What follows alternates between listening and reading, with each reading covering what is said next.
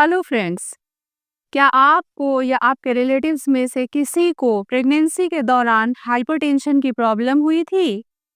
या फिर आपने सुना है कि प्रेगनेंसी के वजह से किसी को हाई ब्लड प्रेशर की शिकायत हो जाए? तो आज की वीडियो आपके लिए बहुत इम्पोर्टेंट होने वाली है।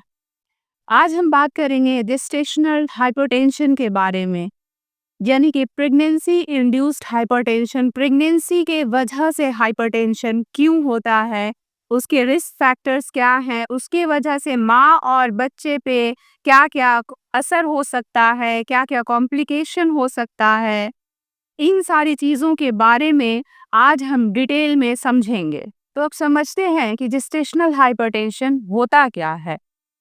जेस्टेशनल हाइपरटेंशन नाम तो छोटा है, लेकिन इसका इम्पैक्ट माँ और बच्चे पे बहुत गहरा होता है।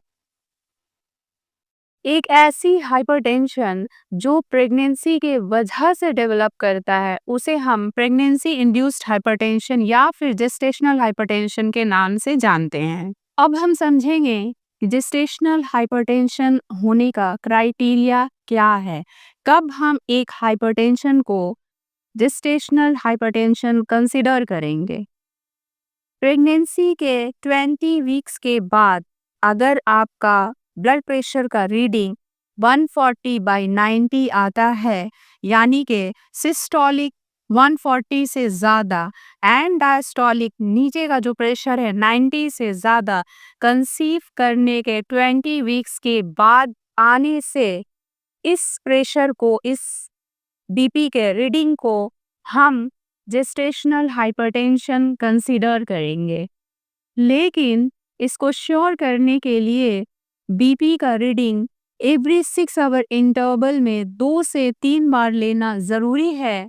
अगर रीडिंग बार बार हर बार 140/90 से ज़्यादा आता है, तो ये श्योर हो जाता है कि आपको प्रेगनेंसी इंड्यूस्ड हाइपरटेंशन हुआ है। यहाँ पर एक बात का ध्यान देना ज़रूरी है कि कहीं आपको यूरिन के साथ प्रोटीन तो पास नहीं कर रहा। इसके लिए यूरिन टेस्ट कराना बहुत ही ज़रूरी है। अगर यूरिन के साथ प्रोटीन मोर देन 300 मिलीग्राम से ज़्यादा आ रहा है, तो ये बहुत ही खतरनाक कंडीशन है माँ और बेबी दोनों के लिए। बीपी मोर देन 140/90, उसके साथ प्रोटीन यूरिया यानी कि यूरिन के साथ प्रोटीन, ये एक बहुत ही ग्रेव सिचुएशन है माँ और बच्चा दोनों के लिए, जिसे हम मेडिकली प्री एक्लाम्शिया के नाम से जानते हैं। इसके बारे में हम नेक्स्ट किसी वीडियो में बात करेंगे। So stay tune and subscribe my channel. यहाँ पे एक और क्वेरी आता है कि क्यों जेस्टेशनल हाइपरटेंशन कुछ महिलाओं में तो होता है, लेकिन वहीं पे कुछ प्रेग्नेंट महिलाएं इस प्रॉब्लम से दूर रहती हैं, उन्हें इस प्रॉब्लम को फेस नहीं करना पड़ता। इसका एग्जैक्ट कॉज तो नहीं बताया जा सकता, लेकिन according to some theory placenta के डेवलपमेंट में गड़बड़ी या फिर इम्प्रॉपर तरीके से गर्भनाल का डेवलपमेंट होना, उसके बनावट में कुछ प्रॉब्लम हो जाने के वजह से जेस्टेशनल हाइपरटेंशन डेवलप होता है। प्रेगनेंसी के 12वें हफ्ते में बच्चे का, बेबी का जो कुछ ब्लड वेसल्स माँ के यूटरस में इन्वेड करता है, जाने लगता है, ताकि बच्चे को sufficient amount of blood supply मिल सके। अब अगर कुछ रीज़न के वजह से अगर बच्चे का जो ब्लड वेसल्स है वो माँ में ठीक से नहीं जा पाता, प्रॉपरली इन्वेड नहीं कर पाता, इस कंडीशन में बच्चे में ब्लड सप्लाई की कमी होने लगती है, जो कि 20वें हफ्ते का जो एनोमली स्कैन होता है उसमें दिखता है।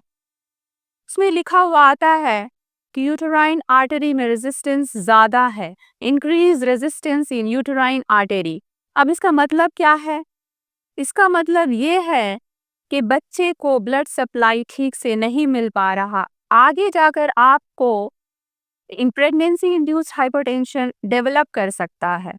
So basically PIH pregnancy induced hypertension का मेन रीज़न है प्लासेंटा के डेवलपमेंट में गड़बड़ी। अब रिस्क फैक्टर्स क्या है जेस्टेशनल हाइपरटेंशन के लिए? एक तो प्लासेंटा हो गया, उसके डेवलपमेंट में प्रॉब्लम की वजह से है। दूसरा है एज। अगर आपका प्रेगनेंसी 20 इयर्स के पहले या 40 इयर्स के बाद होता है, तो बहुत चांसेस है आपको प्रेगनेंसी इंड्यूस्ड हाइपरटेंशन डेवलप करने का। फर्स्ट प्रेगनेंसी में भी ये रिस्क बढ़ा रहता है। अगर ट्विन प्रेगनेंसी है, ट्रिपलेट्स है या मल्टीपल प्रेगनेंसी है, तो भी बहुत रिस्क बढ़ जाता है आपके लिए। उसके साथ अगर आप ओबेज हैं, आपका वेट ठीक से मैनेज नहीं किया जा रहा, तो भी बहुत ज़्यादा आपके लिए चांसेस बढ़े रहते हैं। इसलिए प्रेगनेंसी प्लान करने से पहले वेट को प्रॉपर्ली मैनेज करें। कुछ और रिस्क फैक्टर्स जैसे आईवीएफ। अगर आपका प्रेगनेंसी आईवीएफ की वजह से हुआ है, तो आप रिस्क फैक्टर में आती हैं। और क्या है, फैमिली हिस्ट्री। अगर आपके फैमिली में किसी को, जैसे मदर को या फिर सिस्टर को या मैटरनल आंट को, किसी को भी जेस्टेशनल हाइपरटेंशन का हिस्ट्री है, तो भी आपके लिए चांसेस काफ़ी बढ़े रहते हैं। उसके साथ प्रीवियस प्रेगनेंसी में अगर आपको जेस्टेशनल हाइपरटेंशन हुआ था, तो इस बार के लिए अलार्मिंग साइन है आपके लिए। पहले से आपको कोई मेडिकल इशू है, किसी तरह का कोई बीमारी है, दवाइयाँ ले रही हैं, जैसे डायबिटीज़, पहले से हाइपरटेंशन है, थायराइड की दवाइयाँ चल रही हैं, इस कंडीशन में भी प्रेगनेंसी इंड्यूस्ड हाइपरटेंशन आपको बहुत ज़्यादा चांसेस बढ़ जाता है होने का। तो अब हम जान लेते हैं कि सिम्टम्स क्या हैं जेस्टेशनल हाइपरटेंशन के, या हम कैसे समझें कि जेस्टेशनल हाइपरटेंशन हुआ है। उसके लिए बीपी तो हो गया कि 140/90 से अगर ज़्यादा रीडिंग आता है, तो ये डायग्नोसिस है कि आपको प्रेगनेंसी इंड्यूस्ड हाइपरटेंशन हुआ है। उसके साथ साथ सडन वेट गेन। प्रेगनेंसी में तो ऐसा ही वेट गेन होता है, लेकिन ऑल ऑफ अ सडन अगर आपका 1 से 2 केजी 10 से 15 दिन के अंदर बढ़ जाता है, तो भी ये एक सिम्टम है, अलार्मिंग साइन है। उसके साथ हेडेक, हर वक्त सर दुखना, सर में दर्द रहना, ऑल ओवर द बॉडी में स्वेलिंग हो जाना, आंखों के सामने धुंधला दिखना, धुआं-धुआं दिखना, ये सारे सिम्टम्स को इग्नोर नहीं करने चाहिए। अब बात करते हैं कि इम्पैक्ट क्या है प्रेगनेंसी इंड्यूस्ड हाइपरटेंशन का, क्या-क्या कॉम्प्लिकेशन हो सकता है।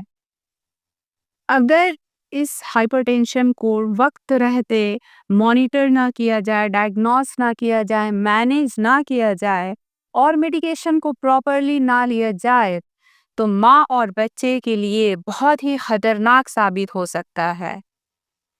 माँ में प्री एक्लाम्प्सिया, एक कंडीशन जिसमें हाई बीपी के साथ साथ प्रोटीन यूरिया यानी कि यूरिन में प्रोटीन का आना सिचुएशन डेवलप करता है, जो कि बहुत ही वर्सेन कंडीशन है माँ के लिए और बच्चे के लिए।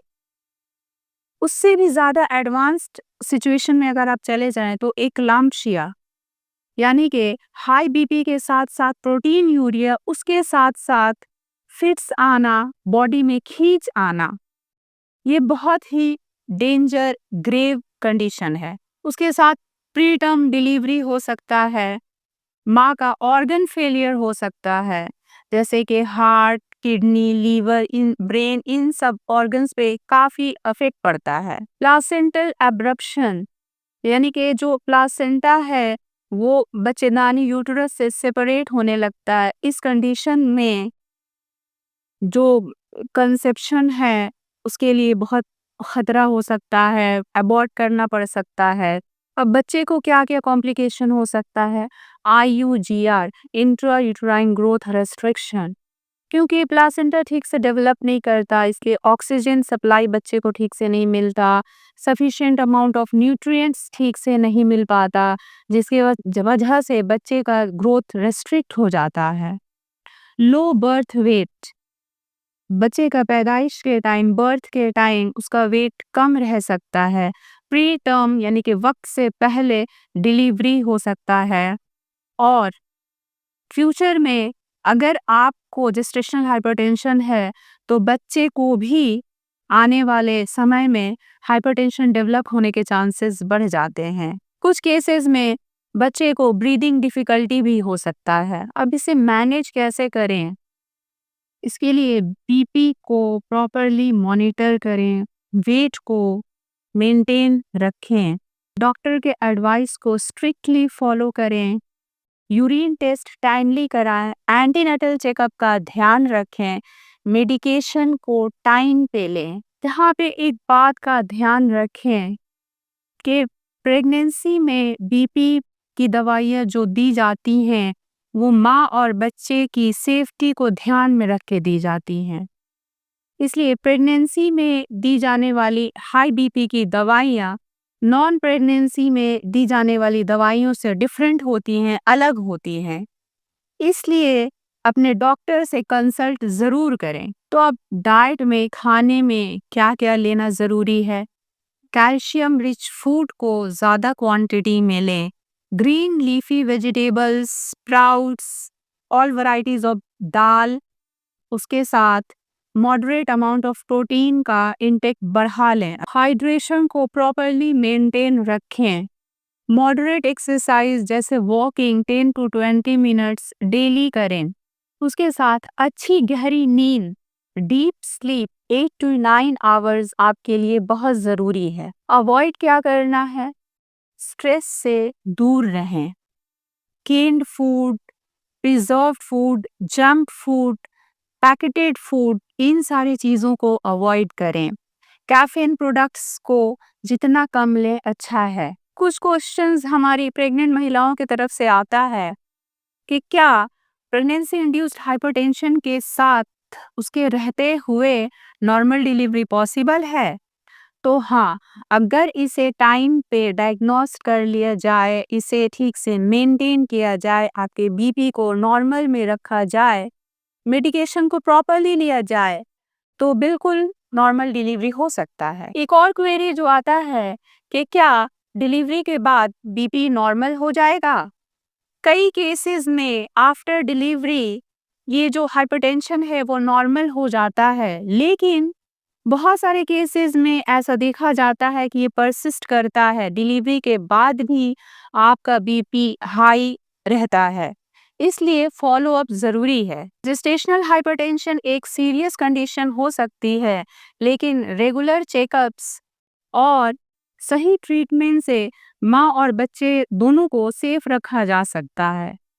अगर आपको या किसी भी प्रेग्नेंट लेडी को हाई बीपी की शिकायत है तो अपने डॉक्टर से तुरंत से कंसल्ट करें। याद रखें, प्रेगनेंसी इंड्यूस्ड हाइपरटेंशन से डरना नहीं है, इसे सही से समझना और संभलना ज़रूरी है ताकि आपको और आपके बच्चे को किसी भी तरह के कॉम्प्लिकेशन से बचाया जा सके। तो मिलते हैं नेक्स्ट वीडियो के साथ, तब तक के लिए अपने हेल्थ का ध्यान रखें। Take care.